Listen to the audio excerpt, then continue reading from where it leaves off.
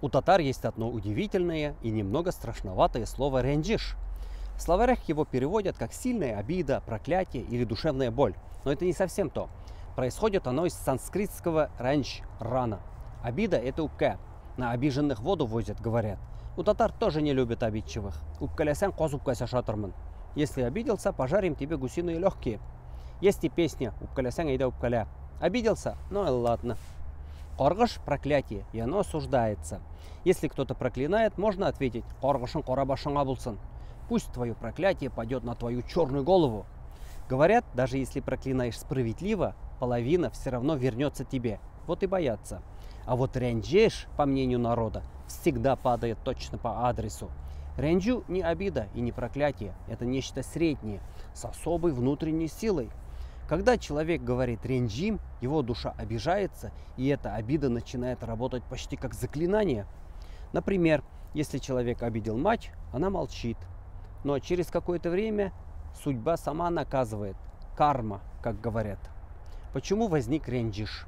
Наверное, потому что народ долгое время не имел возможности что-то изменить, повлиять на власть. Его не слушали, обижали. И тогда он придумал способ побеждать иначе, словом. Сказал «ренджим» и словно уже победил.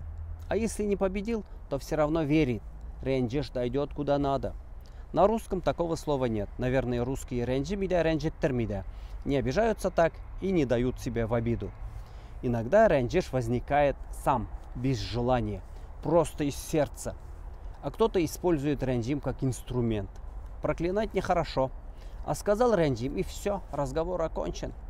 Недавно одна известная певица сказала молодому артисту, исполнившему песню ее покойного мужа: «За то, что спел его песню, ренджим». И что тут ответишь? Ничего. Парень просто перестал петь эту песню. Случай из Зеленодольского района.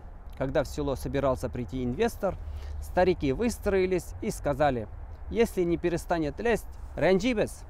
Смех смехом, но инвестор, крупный землевладелец, глава холдинга, действительно обошел деревню стороной. Ренджим работает. Интеллигенты тоже любят это слово. Меня не упомянули на выступлении. Ренджим. Не пригласили на выездное заседание Союза писателей. Ренджим. Звание заслуженного не дали, хотя спел 2 песни. Ренджим. В слове ренджим вся татарская душа.